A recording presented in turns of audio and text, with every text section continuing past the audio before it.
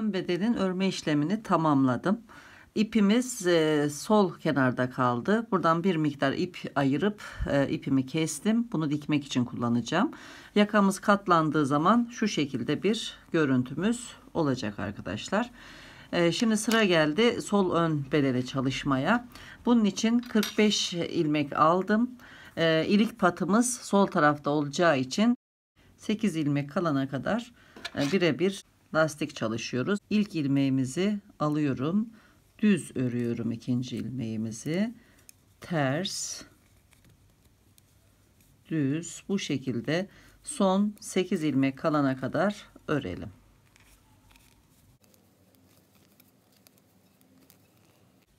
Birebir lastik ilmeklerimi ters örgüyle bitirdim. Şimdi ilik patına geçiyorum. İpimi arkaya alıyorum. Bir ilmek örmeden alıyorum. Devamında 5 ilmek haroşa örüyorum. 1 2 3 4 5. İpim arkada, 2 ilmeği örmeden alıyorum. Bunlar kenar ilmeklerimiz. Dönüyorum. Arka tarafta kenar ilmekleri ters örüyorum. İkisini ters ördüm. 5 ilmek haroşa örüyorum. 2 3 4 5. İpimi öne alıyorum. Ön yüzümüzde örmeden aldığımız ilmeği burada ters örüyoruz ve birebir lastiğimizi örmeye devam ediyoruz. Dönüyorum. Kenar ilmeğimi alıyorum. Birebir lastik örmeye devam ediyorum.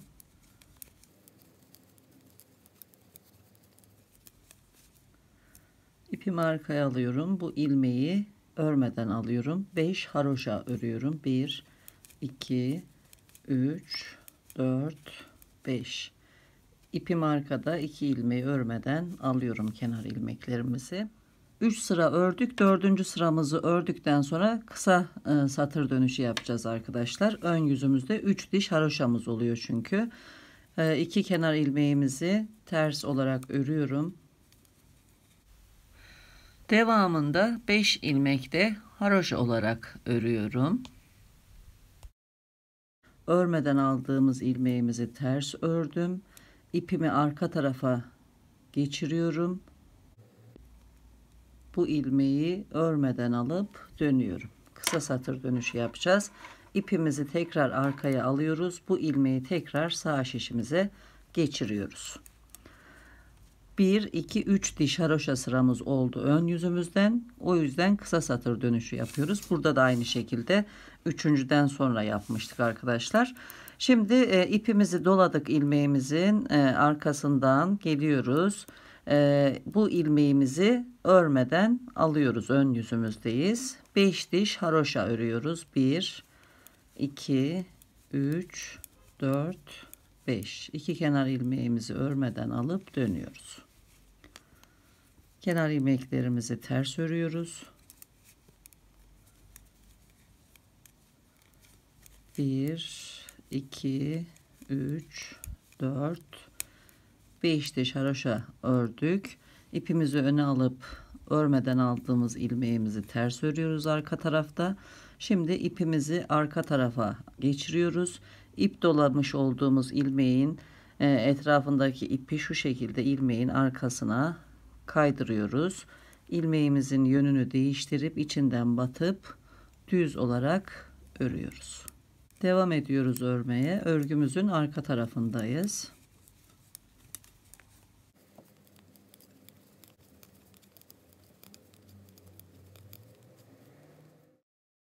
Ön yüzümüzdeyiz. 1 2 3 4 diş haroşa sırası ördük. 4 diş haroşa sırasından sonra ön yüzümüzde ilk iliğimizi açacağız arkadaşlar. İlk kısa satırımızı yaptık. Bu 4. haroşa dişimizin üzerine 5 diş haroşa sırası olduktan sonra ikinci kısa satır çalışmamızı yapacağız. Aynen burada olduğu gibi arkadaşlar. Şimdi ilk iliğimizi de birlikte açalım.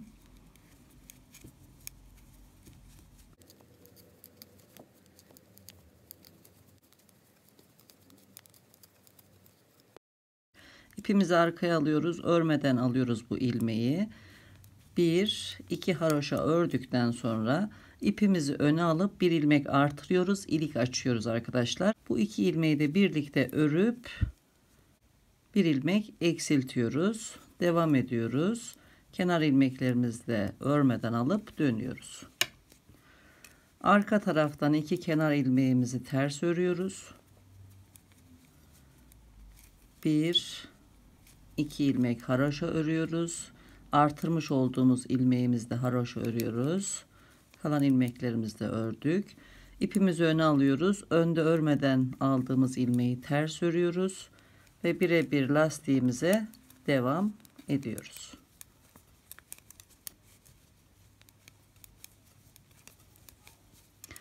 Ön yüzümüzde birebir lastiğimiz 10 sıra olunca düz örgüye geçeceğiz arkadaşlar.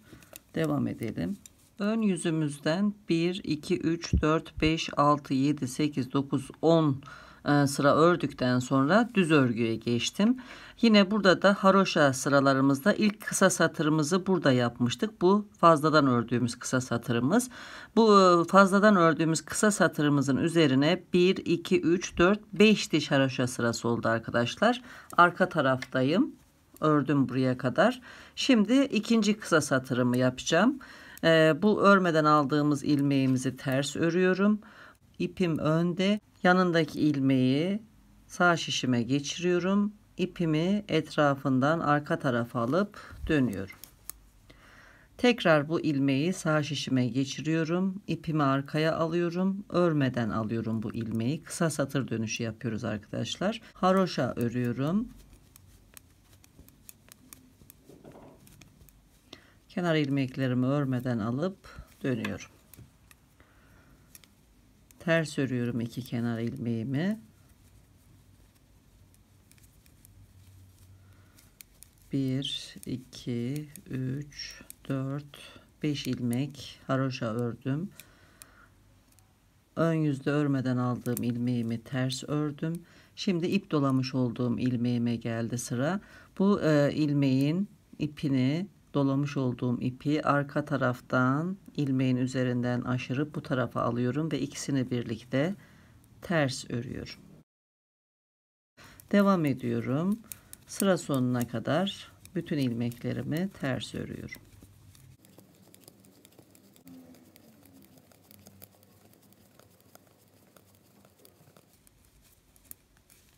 Dönüyorum. Bundan sonra bu şekilde devam edecek örgümüz arkadaşlar. Kısa satırımızın üzerine 1 2 3 4 5 sıra ördükten sonra bir kısa satır dönüşü yapıyoruz. Tekrar bunun üzerine 5 sıra örüyoruz. Tekrar bir kısa satır, bu şekilde devam ediyor ilik patımız. Her 12 diş haroşa sırasından sonra birer ilik açıyoruz arkadaşlar. Yine 58 sıra sonra yaka işlemlerine başlayacağız. Yaka işlemlerine başladığımızda yine birlikte çalışacağız. Bu şekilde örgümüzü örelim. Yaka kısmına kadar gelelim.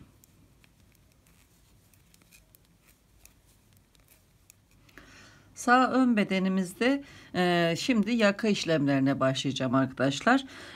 Baştan itibaren 41 diş haroşa sırası ördüm. Şimdi buradan bir ilmek artıracağım ve bu kenar ilmeklerimin yönünü değiştirerek aynen burada yaptığım işlemleri yaparak yakamı örmeye başlıyorum. Örmeden aldığımız ilmeğimizi yine örmeden alıyoruz.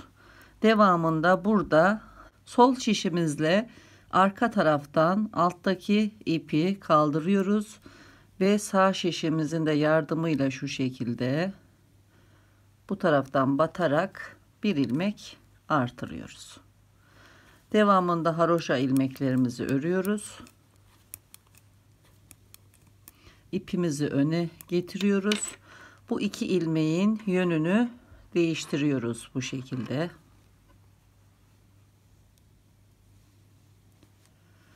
Ve dönüyoruz.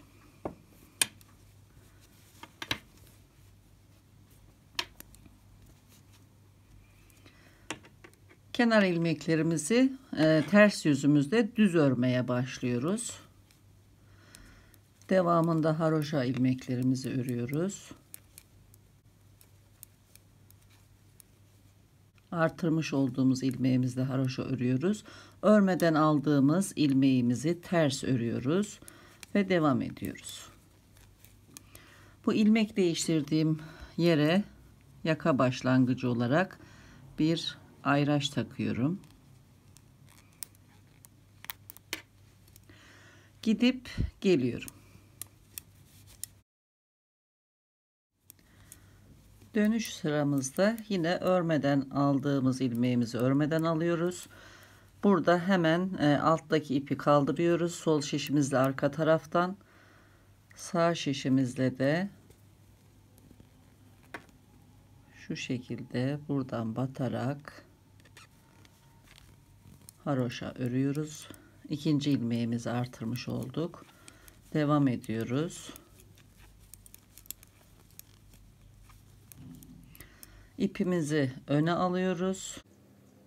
2 ilmeği örmeden sağ şişimize aktarıp dönüyoruz. Kenar ilmeklerimizi burada düz örüyoruz. Arka yüzümüzde. Haroşa örerek devam ediyoruz. Örmeden aldığımız ilmeğimizi ters örüyoruz. Devam ediyoruz.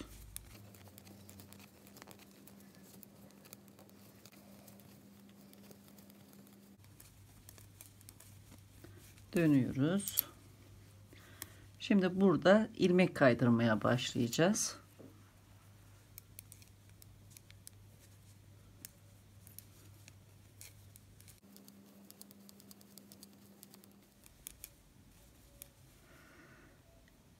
Örmeden aldığımız ilmeğimizden önceki ilmekle birlikte bu 2 ilmeği sağ şişe aktarıyorum.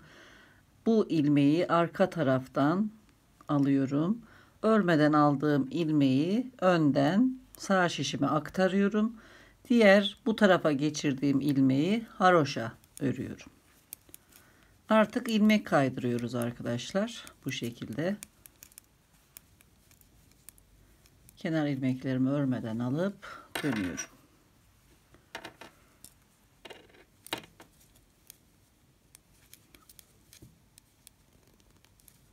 Devam ediyorum örmeye. Şimdi ikinci kaydırmamızı yapacağız ön yüzümüzde. Yine örmeden aldığımız ilmeğimiz ve önceki ilmeği sağ şişe aktarıyoruz.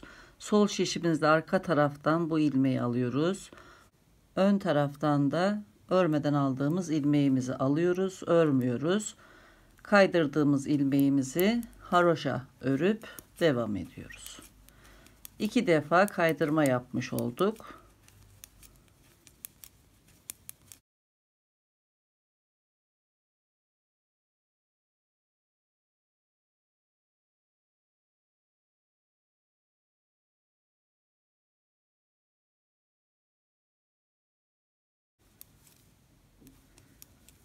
İki kaydırma yapmıştık. Şimdi gidip dönüşte kısa satır çalışması yapacağız. Burada şimdi kaydırma yapmıyoruz arkadaşlar. Kısa satır çalışmasında kaydırma yapmıyorduk hatırlayacağınız gibi. Şimdi bu ilmeğimizi örmeden alıyoruz. İpimiz arkada. Haroşa ilmeklerimizi örüyoruz. İpimizi öne alıp kenar ilmeklerimizi örmeden alıp dönüyoruz. İlk 2 ilmeği düz örüyoruz. 1 2 3 4 5 6 7 8 9 ilmeğimiz yaka ilmeklerimiz. Örmeden aldığımız ilmeğimizi ters örüyoruz. Devamında bir ilmek sağ şişe aktarıyoruz. İpimizi etrafından dolayıp öne alıp dönüyoruz. Yaka kenarındaki ilk kısa satırımızı çalışıyoruz. Tekrar ilmeğimizi sağ şişimize alıyoruz. İpimizi arka tarafa geçirip bu ilmeği örmeden alıyoruz. Tekrar haroşa ilmeklerimizi örüyoruz.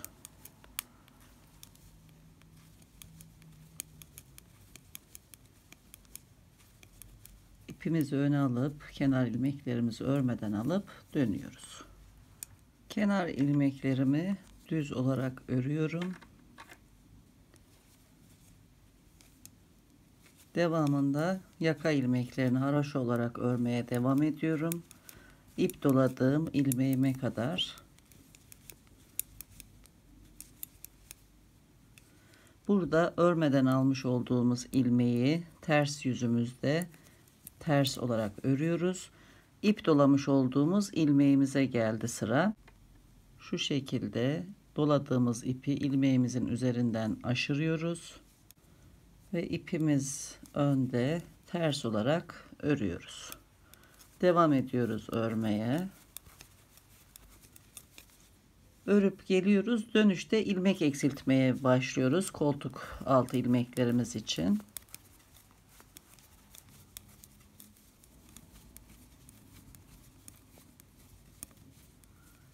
Dönüyoruz ve 2 ilmek eksiltiyoruz. Kol oyuntusu için. 1 2 devam ediyoruz.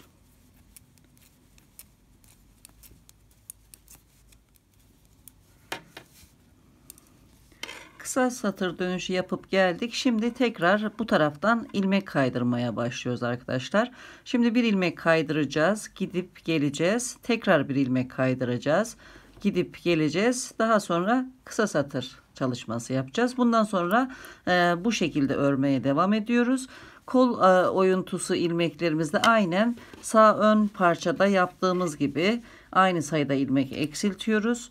Burada 19 ilmek kalana kadar burada gösterdiğim şekilde ilmeklerimizi kaydırıyoruz arkadaşlar. Omuz eğimlerini yapıyoruz. Burada omuz eğimlerini yaptıktan sonra yakayı öreceğimiz zaman tekrar birlikte çalışmaya başlayacağız arkadaşlar. Aynen sağ ön beden gibi devam edelim.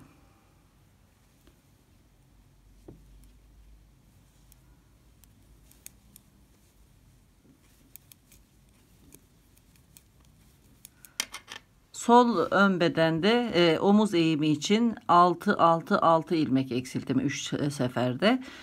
Buradaki 2 ilmeği kenar ilmek olarak devam ettireceğim ve arka yakayı örmeye başlayacağım. Tıpkı sağ ön bedende yapmış olduğumuz gibi.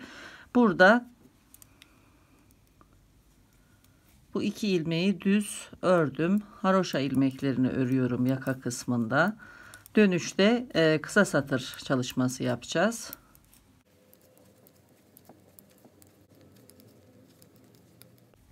Kenar ilmeklerimi alıp dönüyorum. İlk 2 ilmeği düz örüyorum. Kenar ilmeklerimiz bunlar. Yaka ilmeklerini örüyorum. 5 ilmek kalana kadar haroşa devam ediyorum.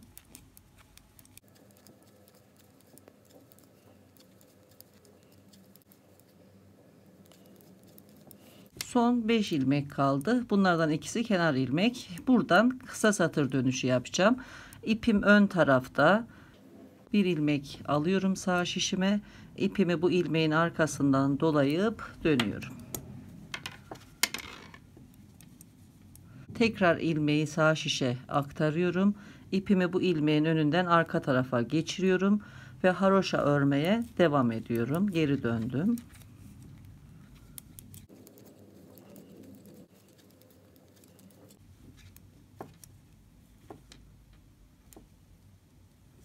Dönüyorum. İp dolamış olduğum ilmeğe kadar örüyorum.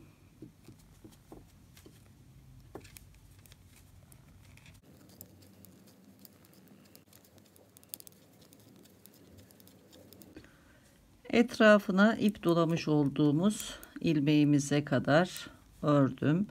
Dolamış olduğumuz ipi şu şekilde kaldırıp bu ilmeğin üzerinden aşırıyoruz. İlmeğimiz önde. İlmeğimizin de yönünü değiştiriyoruz. İçinden batıp her ikisini birden düz örüyoruz. Kalan ilmeklerimizi de örüyoruz. Son 2 ilmeği ipimiz önde örmeden alıyoruz ve dönüyoruz. Bu kısımda örüyoruz bu 2 ilmeği. arkadan örmeden alıyoruz. Önden örüyoruz kenar ilmeklerimizi. Devam ediyoruz haroşa olarak.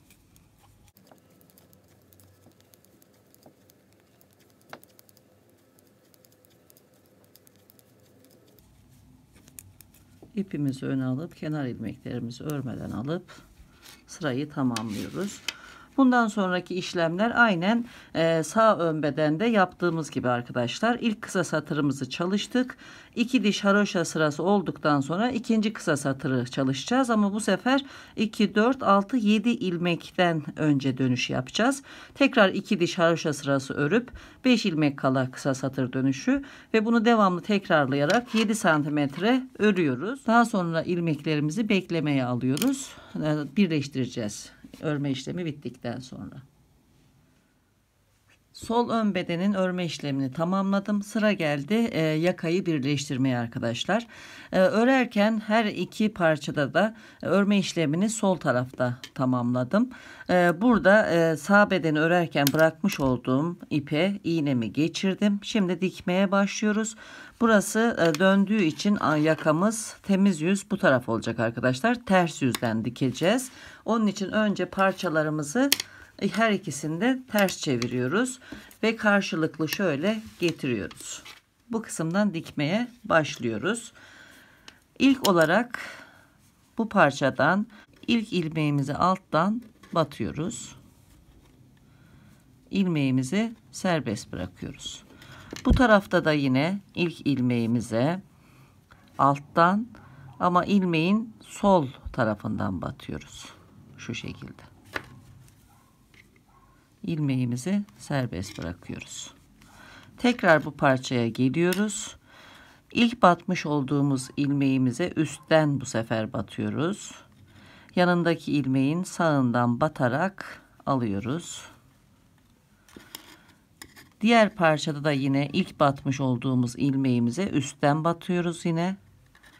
Şişteki ilmeğimizin sol tarafından alttan batıyoruz. Yine en son batmış olduğumuz ilmeğe üstten batıyoruz. Yanındaki ilmeğin de sağından batarak alıyoruz. Buradan da aynı şekilde son battığımız yere üstten batıyoruz. Şişteki ilmeğin sol tarafından alttan batarak alıyoruz. İpimizin gerginliğini ayarlıyoruz. Aynı şekilde dikmeye devam ediyoruz. Son 3 ilmek kalana kadar dikelim.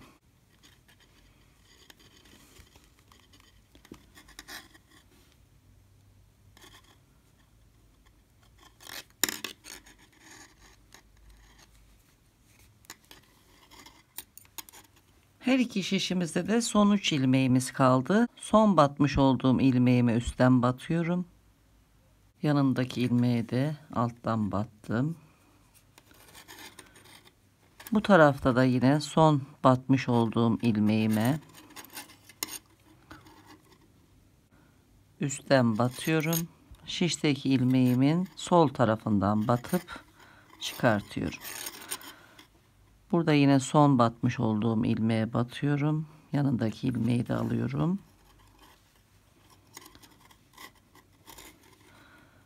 Aynı şekilde buradan da devam ediyorum.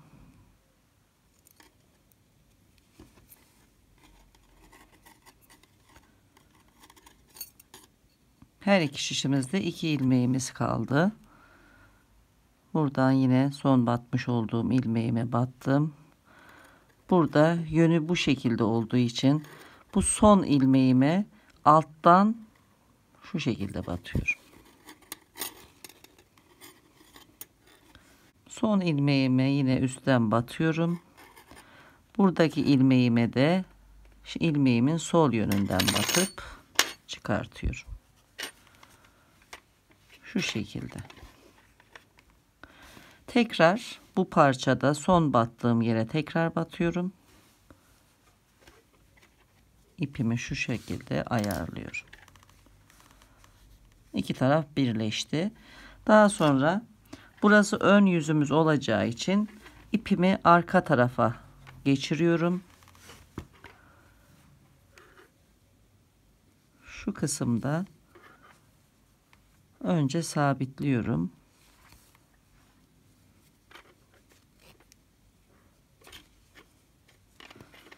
Ve alt kısımdan yürütüyorum ipimi, temizliyorum.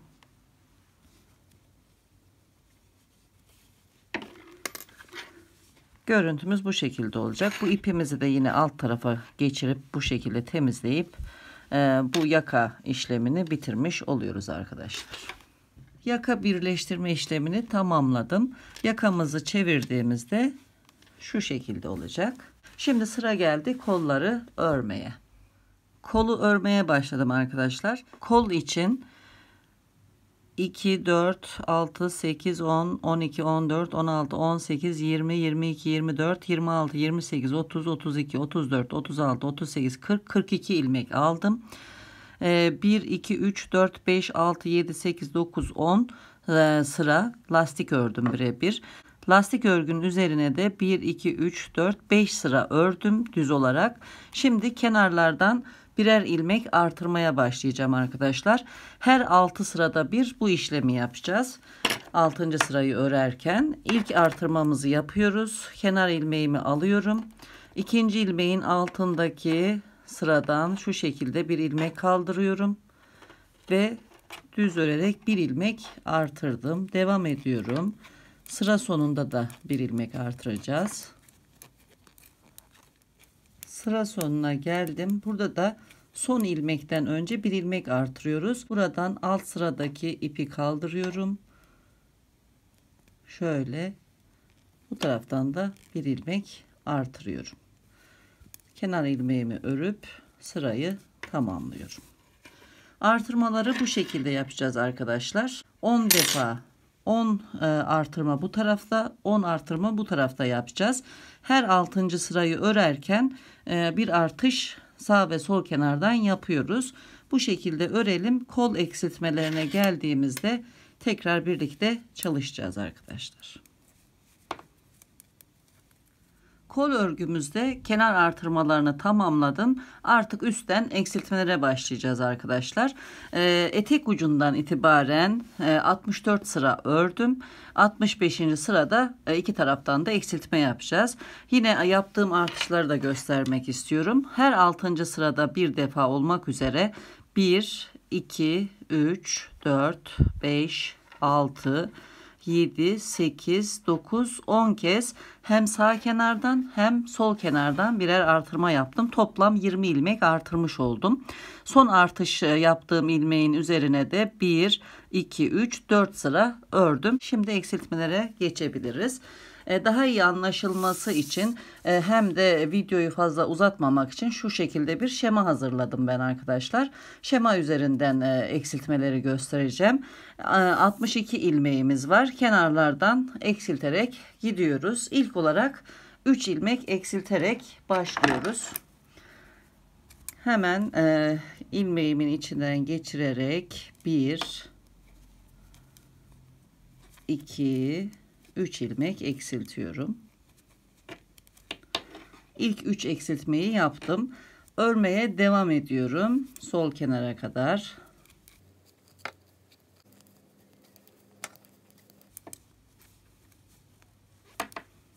Dönüyorum.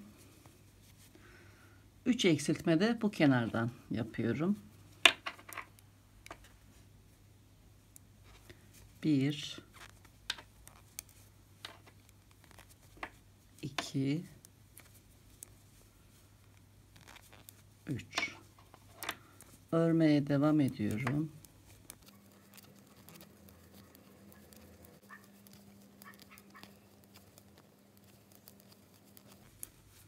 Son ilmeğimi örmeden alıp dönüyorum. Tekrar sağ kenardayız. İkinci 3 eksiltmeyi yapacağız. 1, 2 ve 3 ilmek daha eksiltmiş olduk. Örmeye devam ediyoruz. Son bir ilmek kalana kadar örüyoruz. Bu şekilde arkadaşlar. Bundan sonra şemayı takip ediyoruz. 3 ilmek eksilttik, geliyoruz. Son ilmeği örmeden alıp döndüğümüzde 3 ilmek buradan eksiltiyoruz. Tekrar gelip 3 3 2 2 2 2 3 3 4 ilmek eksilttikten sonra kalan 22 ilmeği de birden eksilterek örme işlemini tamamlıyoruz. Her iki sırada bir eksiltme yapmış oluyoruz arkadaşlar. Bu şekilde kol eksiltmelerini yaparak kolumuzun örme işlemini tamamlayalım. Kolların örme işlemini tamamladım. Şimdi dikme işlemlerine geçiyorum. Omuz dikişlerini dikerek başlıyoruz dikme işlemimize. Önce sol omuzu dikiyoruz. Devamında arka yakayı dikiyoruz. Daha sonra da sağ omuzu dikerek omuz dikme işlemlerini tamamlıyoruz arkadaşlar. Ben tığ yardımıyla dikiyorum. Şöyle iki parçayı birleştiriyorum. Arka parçayla ön parçayı şöyle birleştirdikten sonra kaydırma yaparak omuz dikişini dikiyorum. İki ucu birleştirdim. Bu kısımdan batıyorum ve bir ilmek alıyorum. Devamında ilmeklerimi şöyle çakıştırıyorum ve dikmeye devam ediyorum.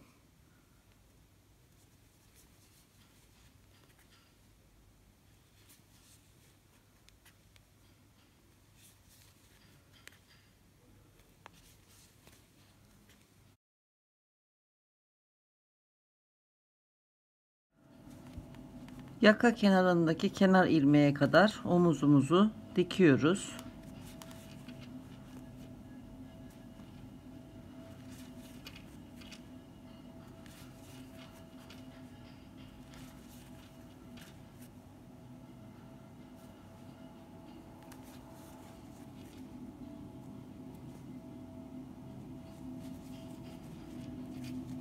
Omuz dikişini tamamladık arkadaşlar. Şöyle göstereyim. Gördüğünüz gibi. Devamında arka yakayı dikiyoruz. Arka bedendeki yaka ortasıyla yakamızın orta kısmını denk getirecek şekilde şöyle bu alana dikiyoruz arkadaşlar. Arka yakayı dikerken iki kenar ilmek var. Birinci ile ikinci arasından batarak alıyoruz şu şekilde arkadaşlar. Şöyle devam ediyorum dikmeye.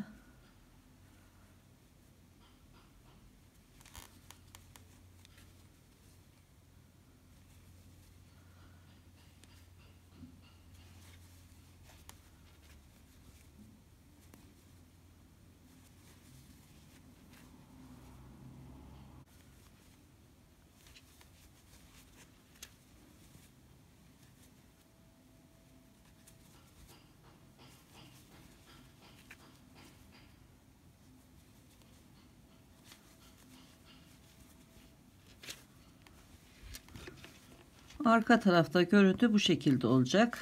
Yaka kenarındaki kenar ilmek devam edecek.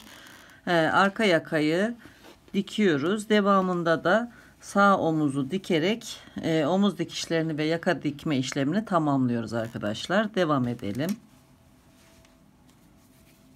Evet arkadaşlar, omuz dikişlerini diktim. Arka yakayı diktim. Diğer omuzda dikip bitirdim. Burası arka yaka olacak arkadaşlar. Devrildiği zaman şu şekilde yakamız. O yüzden artık ipleri bu tarafta yürüttüm.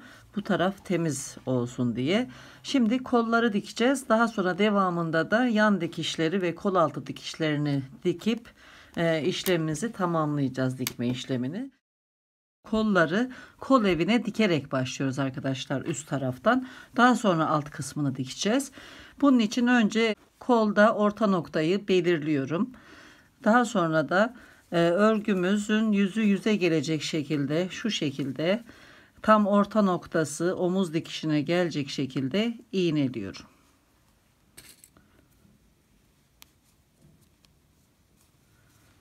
Buradan da Koltuk altında aynı şekilde ilmeklerimi denk getirerek iğneliyorum.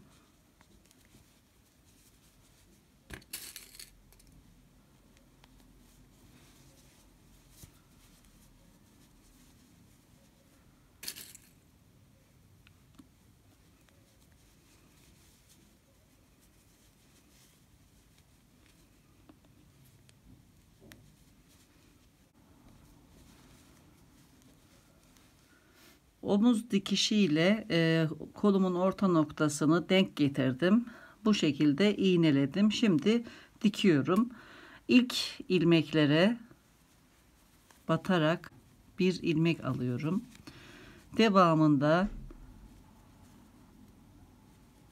ilmeklerin içine batarak dikmeye başlıyorum. Kaydırma yapıyorum şu şekilde.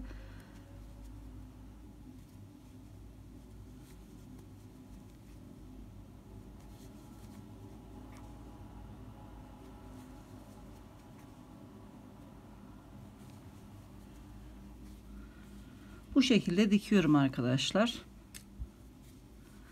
Burada ilmek kestiğim yerlerde bu kısımlara batmıyorum. Delik oluşmaması için ilmeklerin içine batıyorum. Devam edelim.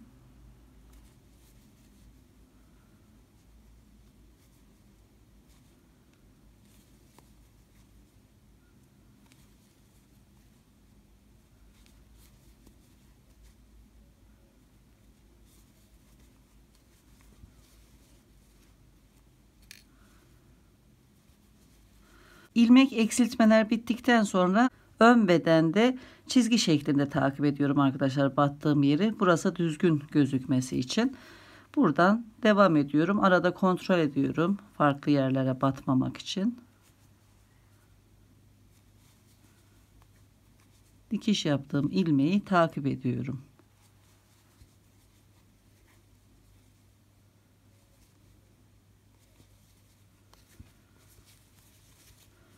Şu şekilde burada düzgün gözükmesi için bu işlemi yapıyorum. Buradan başlayarak diğer tarafa kadar dikiyoruz. Bu işlem bittikten sonra da yine kol ucundan başlayıp alt kısma kadar dikiyoruz. Kolun birinin yan dikişlerini ve devamında beden dikişlerini tamamladım. Şimdi diğer tarafı yapacağız. Şu şekilde kol ucundan ikiye katlıyoruz. Buradan dikerek etek ucuna kadar devam ediyoruz.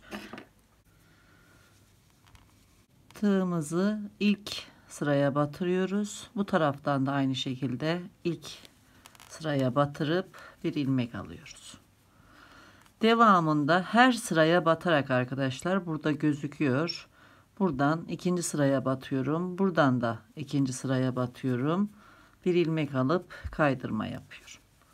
Aynı şekilde devam ediyorum. Üçüncü sıraya batıyorum. Buradan da yine üçüncü sıra. Dördüncü.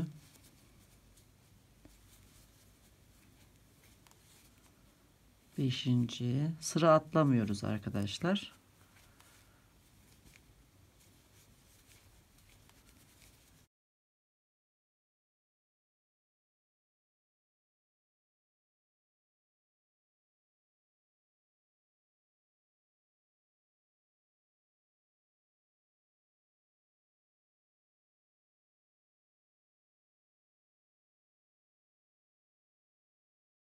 Bu şekilde dikiyoruz.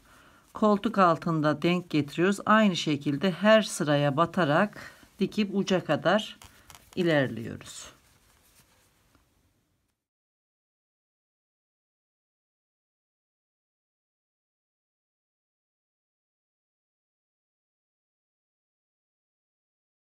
Hırkamızın yapılışını tamamladım arkadaşlar. Düğmelerini de diktim. Giyime hazır hale geldi. Bugün yine bir videonun sonuna daha geldik arkadaşlar. Çalışmalarımı beğeniyorsanız ve kanalıma abone değilseniz abone ol butonuna basıp zili tıklayarak yeni projelerden anında haberdar olabilirsiniz arkadaşlar. Bu hırkayı çalışmak isteyen arkadaşlara şimdiden kolaylıklar diliyorum. Yeni videolarda görüşmek üzere. Hoşça kalın, sağlıkla kalın.